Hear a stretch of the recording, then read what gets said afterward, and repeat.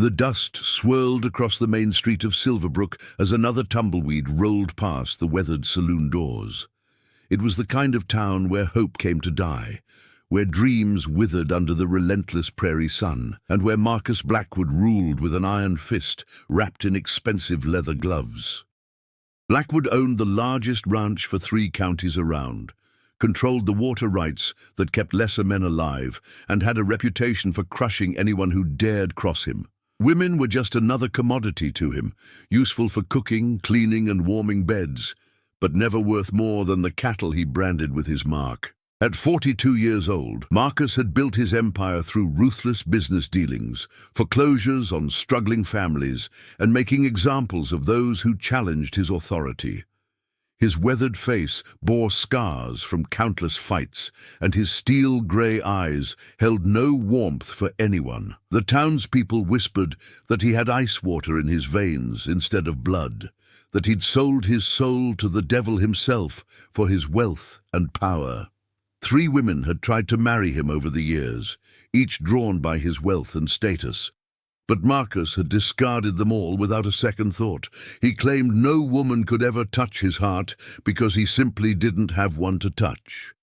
On a particularly scorching afternoon in late summer, Marcus rode into Silverbrook with his usual entourage of hired guns and ranch hands.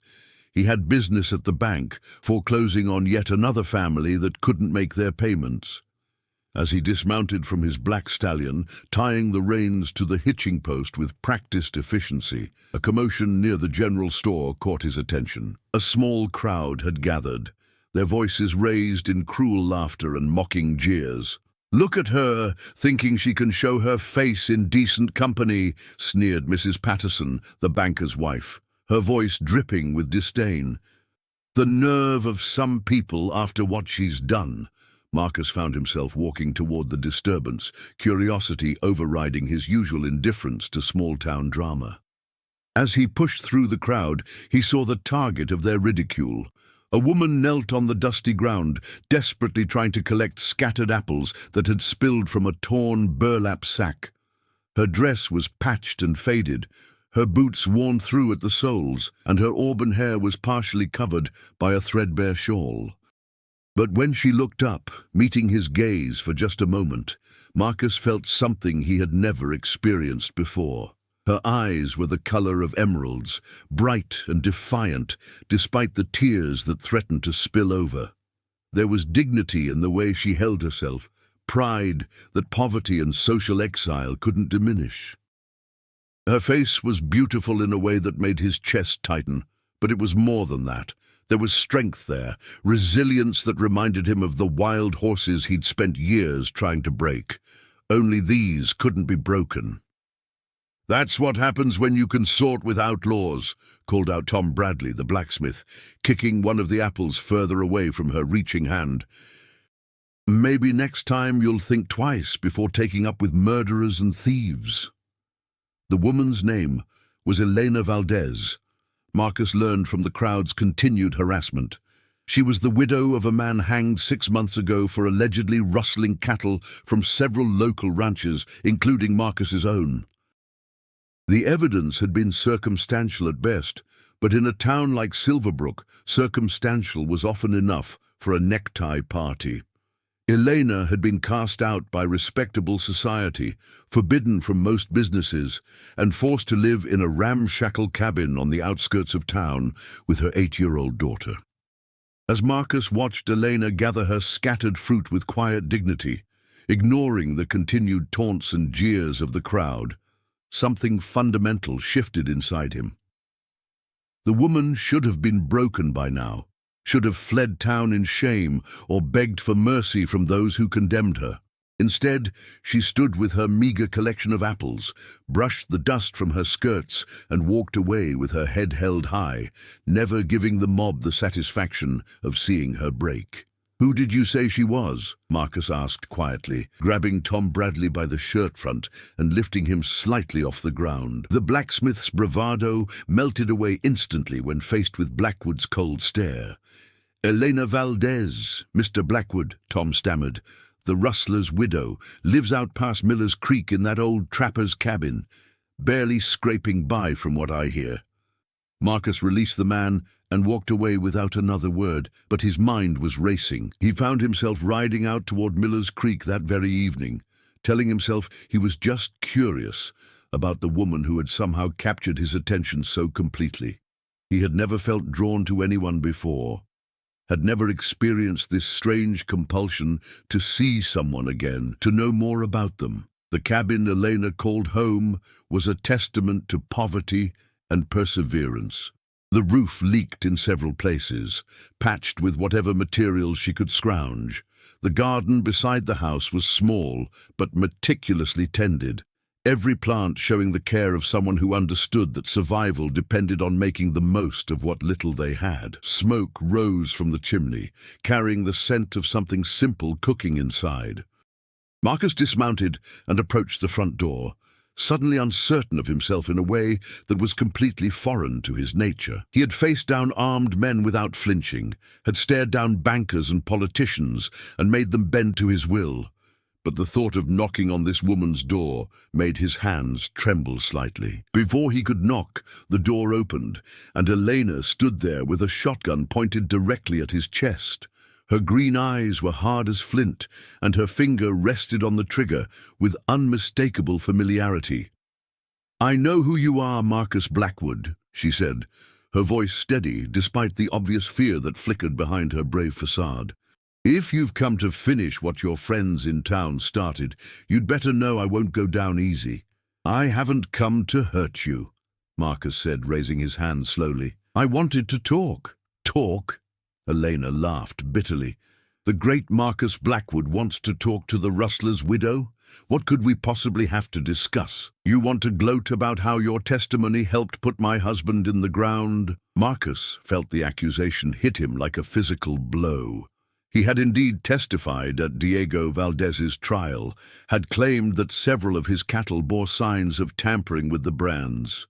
He had believed it was true at the time, had trusted his foreman's word that Valdez was the thief. But looking at Elena now, seeing the fierce love and loyalty in her eyes when she spoke of her dead husband, Marcus felt the first stirrings of doubt about what had really happened. "Lower the gun," he said quietly. "Please. I give you my word, I mean you no harm." "Your word?" Elena's grip on the shotgun remained steady. "The word of a man who destroys families for profit, who forecloses on widows and orphans without a second thought. Forgive me if I don't find that particularly reassuring," a small voice called from inside the cabin. "Mama, is everything all right?" Elena's resolve wavered for just a moment at the sound of her daughter's voice, and Marcus saw the fear that she worked so hard to hide. She was protecting more than just herself. She was all that stood between her child and a world that had shown them nothing but cruelty. "Everything's fine, mija," Elena called back without taking her eyes off Marcus. "Stay inside." "I brought supplies," Marcus said, gesturing toward his saddlebags. "Food, medicine, some things you might need. "I don't want your charity," Elena snapped, but Marcus could see the way her eyes lingered on his saddlebags, could almost hear her stomach growling. "It's not charity," Marcus replied. "It's an apology." The words surprised him as much as they surprised her. Marcus Blackwood had never apologized for anything in his adult life, had never seen the need to. But standing in front of this woman, seeing the way poverty had hollowed her cheeks but failed to break her spirit, he felt something he hadn't experienced since childhood: shame. Elena studied his face for a long moment, searching for signs of deception or ulterior motives. Finally, she lowered the shotgun, but didn't set it aside. "An apology for what exactly?" she asked. "For not looking deeper into your husband's case," Marcus said. "For trusting the wrong people. For not seeing what was right in front of me." The admission cost him more than Elena could know. Marcus had built his reputation on being right, on never showing weakness or uncertainty. But something about this woman stripped away his defenses, made him want to be honest in a way that frightened him. "You think Diego was innocent?" Elena's voice was barely a whisper. I think I should have asked more questions, Marcus replied carefully. I think a lot of things happened very fast, and maybe justice wasn't served. Tears began to fall down Elena's cheeks, the first she had allowed herself to shed in public since her husband's death. For 6 months, she had carried the burden of his conviction alone, had endured the town's condemnation while privately believing in his innocence. To hear someone, especially someone whose testimony had been crucial to the conviction, express doubt was almost more than she could bear. He never stole anything, she whispered. Diego was a good man, a hard worker. He would have died before he took something that didn't belong to him. Marcus felt his chest tighten at the pain in her voice, at the absolute certainty of her belief in her husband's character. He had never cared about another person's pain before, had never felt compelled to ease someone's suffering. But watching Elena cry for her lost husband, seeing the strength it took for her to defend his memory even now, Marcus knew that something fundamental had changed inside him. "Tell me about him," Marcus said gently. "Tell me about Diego." Elena looked up at him in surprise, studying his face for any sign of mockery or cruel intent. But Marcus's expression was sincere, his steel-grey eyes softer than she had ever seen them. Slowly, she began to speak, telling him about the man she had loved and lost. Diego had been a vaquero, skilled with horses and cattle, who had dreamed of saving enough money to buy a small ranch of their own. He had worked for various ranchers throughout the territory, always honest, always reliable. He had been teaching their daughter to ride, had been planning to build an addition to their cabin, had been saving every penny for their future together. As Elena spoke, Marcus found himself drawn into her memories, seeing Diego through her eyes, rather than through the lens of suspicion and prejudice that had colored the trial. He began to piece together discrepancies in the case that no one had bothered to investigate, questions that should have been asked, but never were. "Why didn't you speak at the trial?" Marcus asked. "They wouldn't let me," Elena replied bitterly. "The judge said the testimony of a wife wasn't reliable, that I would lie to protect my husband. They didn't want to hear about Diego's character or his honesty. They just wanted someone to blame for the missing cattle." Marcus felt anger rising in his chest, but not the cold, calculating anger he usually experienced. This was something hotter, more personal. The idea that Elena had been silenced, that her voice hadn't been heard in defense of the man she loved, struck him as a fundamental injustice. "I'll look into it," he promised. "I'll find out what really happened." "Why?" Elena asked, her green eyes searching his face. "Why do you care now?" It was a question Marcus couldn't fully answer, even to himself. He had never cared about justice before, had never been moved by another person's suffering, but something about Elena had awakened feelings he didn't fully understand, had made him want to be a better man than he had ever been before. "Because you deserve the truth," he said simply. "Because your daughter deserves to know her father was innocent." Over the following weeks, Marcus began his investigation in earnest. He questioned his ranch hands, re-examined the evidence, and slowly began to uncover a conspiracy that reached deeper than he had imagined. His own foreman, Jake Morrison, had been altering brands and selling cattle to buyers in the next territory. When Diego had accidentally discovered the operation, Morrison had framed him for the thefts rather than risk exposure. The evidence was damning, and Marcus felt sick as he realized how thoroughly he had been deceived. His testimony had helped convict an innocent man, had left Elena and her daughter alone and despised by the community. The weight of that responsibility was almost crushing, but it was nothing compared to what he discovered next. Jake Morrison hadn't acted alone. He had been working with Tom Bradley, the blacksmith who had kicked Elena's apples in the street, and several other prominent citizens to systematically steal cattle from various ranches. They had used Diego as a scapegoat when the thefts became too obvious to ignore, knowing that a poor Mexican vaquero would be an easy target for frontier justice.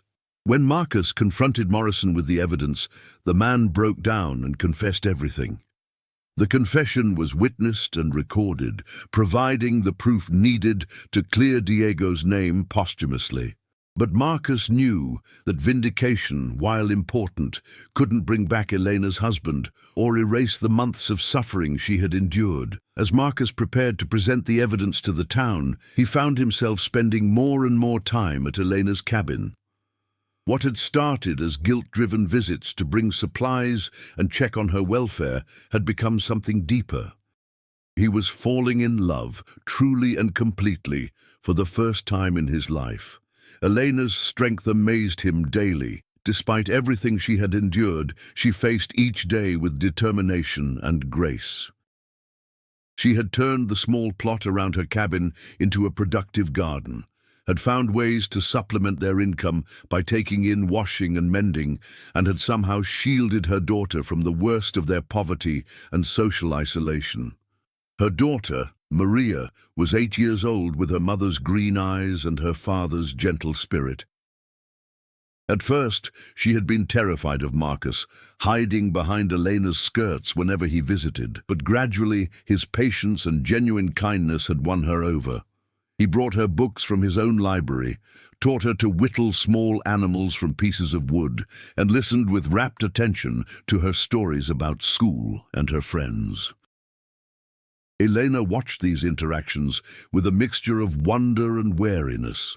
She had never seen this side of Marcus Blackwood, had never imagined that the cruel rancher could be gentle with a child or patient with her endless questions. But she also knew his reputation, knew the pain he had caused other families, and she struggled to reconcile the man she was coming to know with the monster she had believed him to be. "Why are you really here?" she asked him one evening as they sat on her front porch, watching Maria chase fireflies in the gathering dusk. Marcus was quiet for a long time, weighing his words carefully.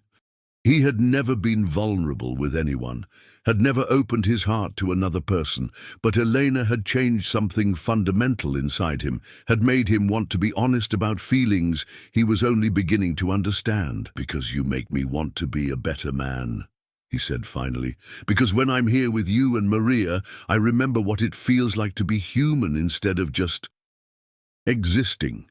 Elena turned to study his profile in the fading light, seeing the vulnerability he usually kept hidden behind his harsh exterior. "I don't understand you, Marcus Blackwood. Everyone says you have no heart, that you care for nothing but money and power, but the man sitting here with me, that's not who they're describing." "Maybe they're not wrong," Marcus replied. "Maybe I didn't have a heart until I met you. Maybe you woke something up inside me that I thought was dead." The words hung between them in the evening air, heavy with unspoken possibilities and impossible complications. Elena felt her own heart racing, felt the pull of attraction and connection that she had been trying to deny for weeks. But the memory of her husband's love, the loyalty she still felt to his memory, held her back from admitting her own growing feelings. "I loved Diego," she said quietly. "I loved him with everything I had." "I know," Marcus replied. "And he was lucky to have that love, even for the short time he had it." "I don't know if I can love anyone else," Eleanor continued, her voice barely audible. "I don't know if there's room in my heart for someone new." Marcus reached over and took her hand gently, his calloused fingers intertwining with hers. "I'm not asking you to stop loving him. I'm just asking if there might be room for something else, something different." Before Elena could respond, Maria came running up the porch steps, her jar filled with captured fireflies, glowing softly in the darkness. "Look, Mama! Look what I caught!" she called out excitedly, holding up her prize for their inspection. "They're beautiful, Mija," Elena said, forcing her voice to remain steady despite the emotional turmoil Marcus's words had caused. "But remember, we have to let them go so they can find their families." As Maria carefully released the fireflies back into the night, watching them dance away into the darkness. Marcus felt the symbolism of the moment wasn't lost on him. Some things were meant to be free, meant to find their own way in the world. But some things, some connections, were worth fighting for, worth the risk of everything you had built. The next day, Marcus rode into Silverbrook with Jake Morrison's signed confession and all the evidence he had gathered. He called a town meeting in the church, the only building large enough to hold all the citizens who crowded in to hear what the powerful rancher had to say. Standing at the front of the church, Marcus felt the weight of every eye upon him. These people had known him for years as a hard, unforgiving man who showed mercy to no one. What he was about to do would surprise them, might even change how they saw him forever.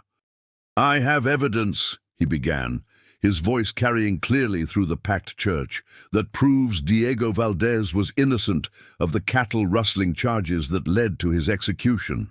The explosion of voices that followed was immediate and deafening. Some people shouted in disbelief, others in anger, still others in shame as they realized they had participated in the condemnation of an innocent man. Marcus waited for the noise to die down before continuing. He presented the evidence methodically and thoroughly, laying out Jake Morrison's confession and the proof of the conspiracy that had framed Diego. He named names, identified every person who had participated in the scheme or profited from it. When he was finished, the church was silent, except for the quiet sobbing of several women who had joined in Elena's public humiliation. "Diego Valdez died for crimes he didn't commit," Marcus concluded. "His widow and daughter have suffered months of persecution and hatred for something that never happened. As a community, we owe them more than an apology. We owe them justice." Tom Bradley stood up from his pew, his face red with anger and embarrassment. "Even if this is true," he blustered, "it doesn't change the fact that she's still just a Mexican widow with nothing to offer decent folks." The words had barely left Bradley's mouth when Marcus stepped down from the pulpit and grabbed the blacksmith by his shirt front, lifting him clear off the ground. The cold fury in Marcus's eyes made several people in the congregation gasp and step back.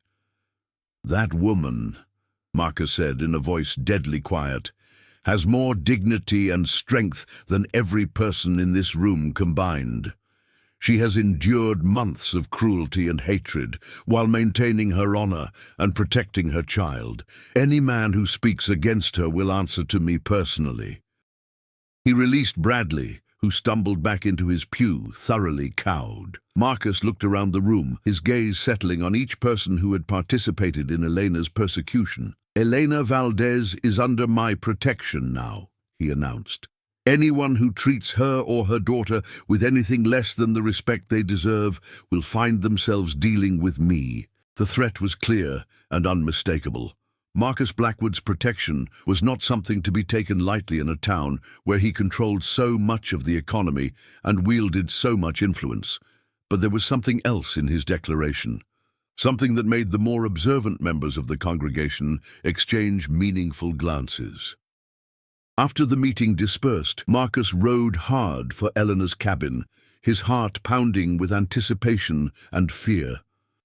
He had just publicly claimed her as his responsibility, had made his feelings known to the entire town, but he still didn't know how she would react, still wasn't sure if she could ever return his love. He found Eleanor sitting on her front porch, Maria playing in the yard nearby.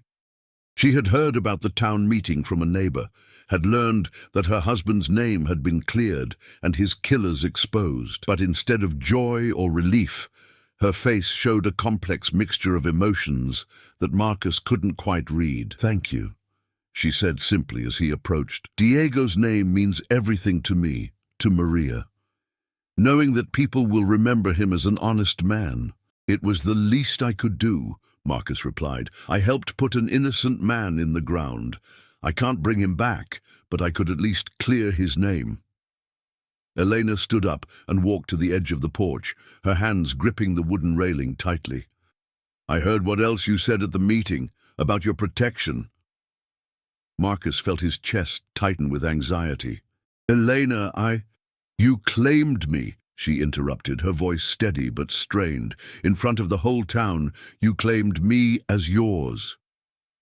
I was trying to protect you, Marcus said desperately. I couldn't stand the thought of them continuing to hurt you. And what about what I want? Elena turned to face him, her green eyes blazing. Did you think to ask me if I wanted to be claimed by anyone, even you? The question hit Marcus like a physical blow. In his desperation to protect her, to claim the right to defend her honor, he had done exactly what every other man in her life had done, made decisions about her future without consulting her wishes. You're right, he said quietly. I should have asked.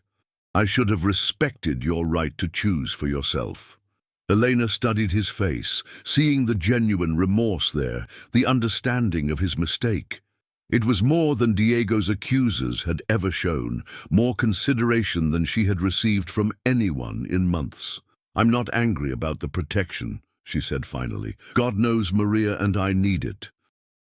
But I need to know what you expect from me in return. Marcus stepped closer, his eyes never leaving hers. I don't expect anything. I love you, Elena. I love you in a way I never knew was possible. But I won't force that love on you or demand anything you're not willing to give. The admission hung between them like a bridge neither was sure they should cross. Elena felt her heart racing, felt the pull of emotions she had been trying to deny for weeks. But fear held her back. Fear of betraying Diego's memory, fear of trusting a man with such a dark reputation, fear of opening her heart only to have it broken again. I don't know how to do this, she whispered. I don't know how to love someone else. Marcus reached out slowly, giving her time to pull away if she chose to. When she didn't move, he gently cupped her face in his hands, his thumbs brushing away tears she hadn't realized were falling. We'll figure it out together, he said softly.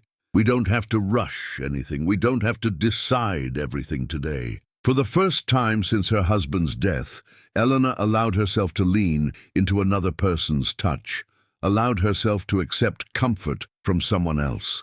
Marcus's hands were gentle despite their strength, his touch reverent rather than demanding. Marcus, she breathed, and he heard something in her voice that made his heart soar with hope. Yes? Kiss me. He did softly and carefully, as if she were made of spun glass and might shatter at any moment. It was nothing like the brutal, demanding kisses he had shared with other women, nothing like the physical conquests that had meant nothing to him. This was worship, reverence, the careful exploration of something precious and fragile. When they broke apart, Elena's eyes were bright with tears and possibility. I think, she said quietly, there might be room in my heart for something new after all. The months that followed were a careful dance of courtship and healing. Marcus proved his love not with grand gestures or expensive gifts, but with patience and consistency. He repaired Elena's roof, helped expand her garden, and brought books and supplies for Maria's education.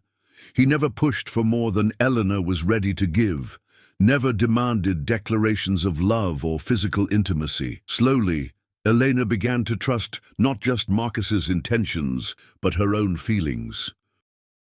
She found herself looking forward to his visits, found comfort in his steady presence and his obvious devotion to both her and Maria. The cruel rancher who had once foreclosed on struggling families was revealed to be a facade, a role he had played to protect himself from caring too much about anyone. The real Marcus Blackwood was a man capable of great tenderness, fierce loyalty, and surprising vulnerability. He had been shaped by a harsh childhood and a world that rewarded strength over compassion. But Elena's love was slowly healing years of emotional damage.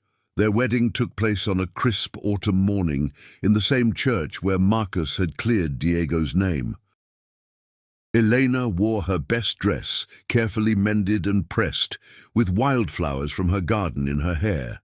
Marcus had offered to buy her an elaborate wedding gown, but she had refused, wanting to marry him as herself, not as some transformed version created by his wealth.